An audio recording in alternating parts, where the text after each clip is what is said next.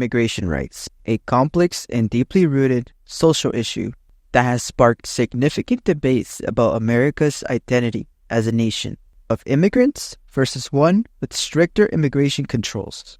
Today, we'll dive into the core of this multifaceted problem and explore potential solutions. At the heart of the issue are widespread violations of fundamental human rights of migrants and immigrants.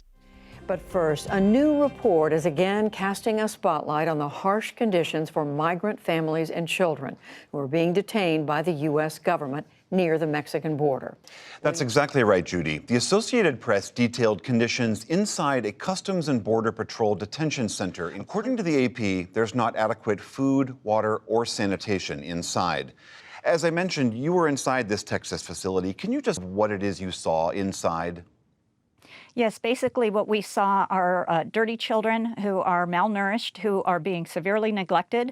They are being kept in inhumane conditions. They are essentially being warehoused, as many as 300 children in a cell. According to the ACLU, these violations occur frequently and are deeply concerning. They include racial profiling, border killings, denial of due process rights, severe exploitation and abuse of immigrant workers, and prolonged detention in facilities that often fail to meet basic human rights standards.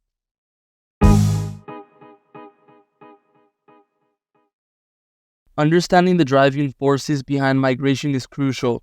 The root causes, as highlighted by the National Security Council, include instability, insecurity, poverty, economic inequality, pervasive crime, and corruption in regions like Central America. These factors have severely stunted economic growth and diverted resources from essential services, robbing citizens of hope and spurring migration to the United States. Back here at home to our south, where thousands of migrants have joined a caravan in Central America that's making its way to the U.S. Tonight in southern Mexico, a new migrant caravan is heading north. A group of men, women, and children, whose organizers say is now 8,000 strong, after an estimated 2,000 more joined in a single day. In Eagle Pass, Texas, just days after these stunning scenes of migrant families lining the Rio Grande, tonight, U.S. Customs and Border Protection facing a quiet lull that likely won't last long. The historical context sheds light on how we reached to this point. Discriminatory laws like the Chinese Exclusion Act of 1882 and the Immigration Act of 1917 specifically targeted and blocked immigrants from certain nationalities, reflecting the prejudices and xenophobia of the time. It wasn't until 1965 that the U.S. ended the discriminatory immigration quotas.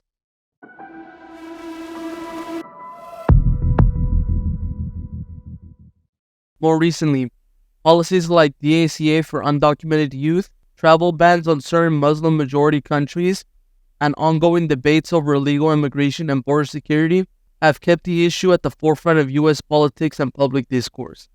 The impact on society is far-reaching. The criminalization of immigrants tears apart communities and families, exacerbating the suffering and marginalization of those seeking better lives. While a Gallup poll found that 70% of Americans consider immigration beneficial, many still view illegal immigration as a critical threat to national security.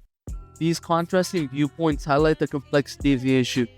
On one side, advocates argue for the decriminalization of migration and protection of immigrant rights, emphasizing the humanitarian aspect. On the other side, some believe stricter immigration controls are necessary to protect national security, the economy, and public resources.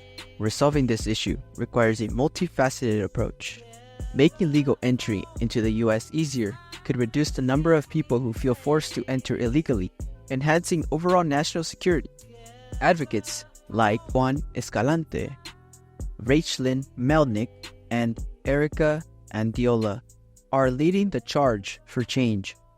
The national security's comprehensive strategy involves partnerships with governments, international institutions, businesses, foundations, and civil society to address the root causes of migration. They have received commitments from countries like Mexico, Japan, and Korea, as well as the United Nations, to provide relief to the affected region. Changing restrictive policies like the wall between the U.S. and Mexico which symbolizes and enforces restrictive immigration policies, could pave the way for more humane and effective reforms. Instead, we should develop laws that facilitate legal immigration, making it easier for people to enter the U.S. safely and legally. Public education campaigns are crucial, highlighting benefits of immigration, the challenges of obtaining legal entry, and dispelling misconceptions with factual information and empathy. Various platforms like social media, documentaries, and community events spread awareness. Overcoming obstacles like racist or conservative viewpoints, believing immigrants will harm the economy or take jobs from citizens requires patience and persistent effort. Engaging with stakeholders, including policymakers, business leaders, and community organizations, is essential for building a broad coalition that supports lasting change.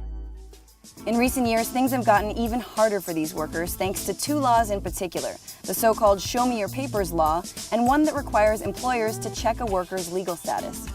E-Verify, SB 1070, ¿cómo cambió el ámbito de trabajo y cómo afectó a sus comunidades? Fue algo muy duro, muy difícil. Está uno con temor en sus casas sin poder salir y sin pensando que cualquier rato pues te pueden deportar. Era un momento muy difícil. Ultimately, resolving the immigration right issue is vital for upholding human rights, reflecting our values as a nation, and creating a more just and inclusive society for everyone. By committing to a positive change through a comprehensive approach, we can make significant strides towards this goal.